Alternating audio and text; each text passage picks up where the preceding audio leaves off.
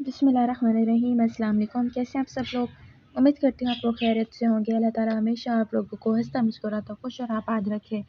आज की इस वीडियो में मैं आप लोगों के साथ शेयर करने लगी हूँ सरसों के साग की रेसिपी, जिसे बनाना बहुत आसान है, मिनटों में बनके तैयार हो जाता है और इसके टेस्ट में किसी किस्म का कोई कंप्रोमाइज़ नहीं है।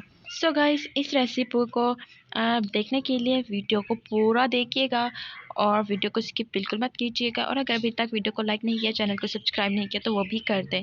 तो सबसे पहले मैंने एक कढ़ाई ली है और उस कढ़ाई के अंदर मैंने तकरीबन 4 टेबलस्पून के करीब कुकिंग ऑयल ऐड किया और उसके अंदर लहसुन, अदरक, हरी मिर्च का पेस्ट ऐड कर दिया है।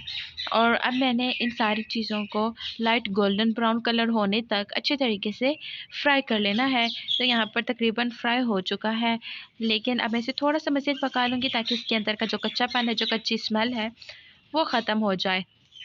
तो यहाँ पर अब जो है ये फ्राई मुकम्मल तरीके से हो चुका है। अब हम चलते हैं नेक्स्ट स्टेप की तरफ।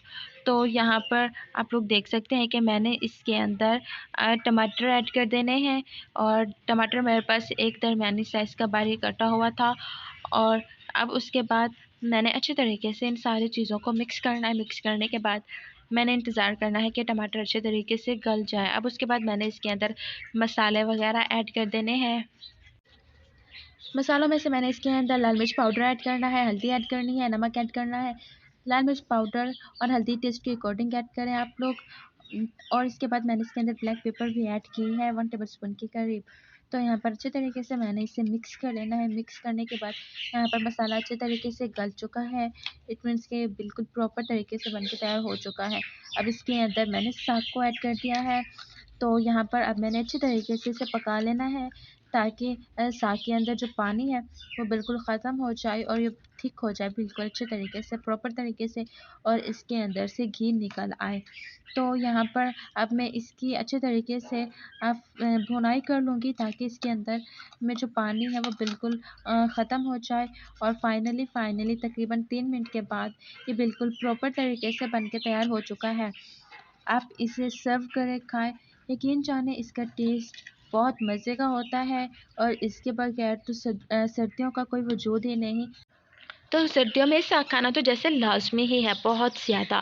तो यकीन जानिए ये जो साग है बहुत मज़े का बन के तैयार हुआ था और जिसका टेस्ट है इसमें किसी किस्म का कोई कंप्रोमाइज़ नहीं था। बहुत ही डिलीशियस था, बहुत ही रॉयल था। तो आप इसे ट्राई ज़रूर कीजिएगा, आपके घर में सबको बहुत पसंद आएगा, इवन के बच्चे भी बहुत ज़्यादा शौक से खाएँगे।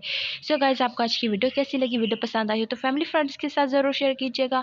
और अगर आप लोग मेरे चैनल पर नए हैं तो प्लीज़ चैनल को सब्सक्राइब कर दें और बेल के आइकन को प्रेस करना बिल्कुल मत भूलें। बहुत जल्द मिलूँगी एक नई वीडियो में, तब तक अपना ख्याल रखिएगा, दुआ में याद रखिएगा। खुदा हाफ़िज़।